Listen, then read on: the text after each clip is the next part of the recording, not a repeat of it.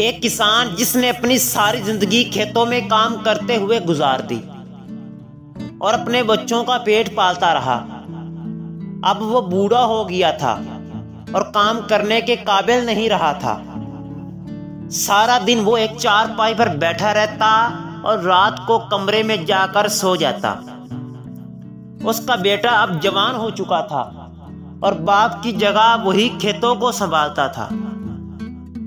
काम करने के दौरान वो बाप को चारपाई पर बैठे हुए देखता तो सोचता, मैं इस गर्मी और धूप में खेतों में काम कर रहा हूँ, अपना पसीना बहा रहा हूँ, और मेरा बाप आराम से चारपाई पर बैठा है। ये कोई काम नहीं करता, ये अब किसी काम का नहीं रहा। ये बातें सोच सोच कर बेटे को टेंशन होती रहती, गुस्सा आता रहता। उसे अपना बाप एक बेकार चीज, एक बोझ लगने लगा था। जब वो बहुत ज्यादा फ्रस्ट्रेटेड हो गया तो उसने एक फैसला किया। उसने लकड़ी का एक ताबूत बनाया और उसे घसीटते हुए अपने बाप की चारपाई के पास ले आया। बाप को बोला कि वो इसके अंदर लेट जाए।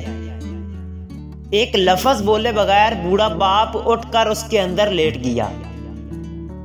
बेटे ने ताबूत का ढक्कन बंद किया और उस ताबूत को घसीटते हुए पहाड़ की चोटी की तरफ चढ़ने लगा। वो चोटी पर पहुंचने के करीब था जब उसने ताबूत के अंदर से ठक ठक की आवाज सुनी। उसका बाप अंदर से नॉक कर रहा था। बेटा पसीने से शराबूर था। उसने रुककर ताबूत का ढक्कन उठाया। बाप अंदर आराम से लेटा हुआ था। उसके चेहरे पर कोई परेशानी नहीं थी। बाप ने कहा, मैं जानता हूं कि तुम मुझे पहाड़ की चोटी से गिराने लगे हो। तुम अगर मुझे गिराना चाहते हो तो ठीक है, लेकिन तुम इस लकड़ी के ताबूत को ना गिराओ। इसे अपने पास महफूज रखो। ये अच्छा बना हुआ है, तुम्हारे बच्चों के काम आएगा। तुम्हारे बच्चों को भी इसकी जरूरत पड़ेगी। दोस्तों, जिंदगी में बहुत से लोग ऐसे होते हैं जिनसे हमें कोई मतलब नहीं रहता, जो हमारे किसी काम के नहीं होते, जो जिंदगी में कभी हमारे लिए अहम होते थे लेकिन अब उनकी जिंदगी हमारे लिए बेकार हो जाती है।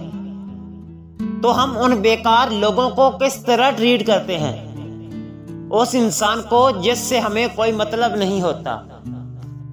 दोस्तों, हमें उन्हें उसी तरह इज्जत और अहमियत देनी चाहिए जिस तरह हम उन लोगों को देते हैं जिनसे हमें मतलब होता है, मुफाद होता है।